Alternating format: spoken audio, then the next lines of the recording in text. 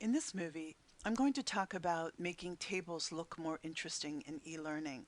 Now, I'm in Storyline, but this would apply to any program like Adobe Captivate or any other e-learning program that allows you to work with tables. So you can bring tables in that were created in PowerPoint, and you can always go back to the original PowerPoint and make a change and refresh it in the project. As again, I'm working in Storyline here. I'm not a big advocate of that because you always have to keep track of that PowerPoint document. And I've had situations where clients lose that document and then you can't really go back and update it and you have to end up recreating it anyway. So as painful as that sounds, I prefer to recreate them in Storyline. I can make them more interesting looking. If I had 100 tables, would I do that? Probably not, but I so far haven't had to work with a lot of tables. So when I do use them, I like to recreate them directly in Storyline.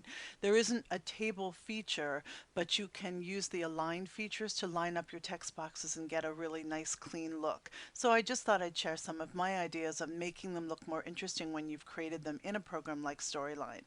So this first example, I'm just using color. So I've created a nice clean little table. I've given it a white background against the colored background of my slide. It really pops out. And I'm using a similar color. And notice that everything I do is very high contrast. I always keep that in mind. So for the orange bars, I could have made the type black, but I think it pops out a little bit more with the white type. So this is one example. Here's another one where I'm doing vertical colored bars this time, just to highlight the columns.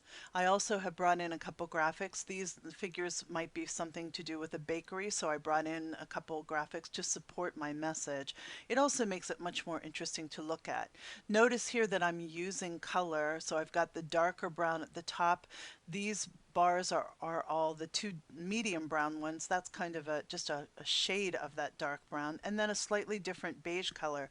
But it all works. It all goes together, and I used that muted yellow that I love so much as my headline just to make that pop a little bit more. Here's another example. In this case, I had, again, I put a white box behind just to make it pop a little bit more, added a graphic, put a little explanation for it. And if I have audio, I can also sync these orange boxes with the audio to fade in and out as they're talking about that particular entry. And I like to use orange. I stay away from red. I've mentioned this in previous movies. Some clients just don't like red. It has a negative connotation to it. If it's part of their brand, they might be okay with it, but I tend to use orange a lot more. It's an easy to see color and it's not as offensive to some people as red.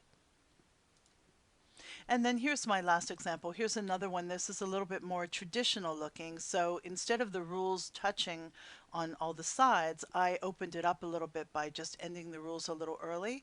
So it's a little bit more airy looking. I also cemented the bottom of it with a bar that just kind of gives it a little bit of weight at the bottom. And I put a shaded box behind it because this one is on a white background.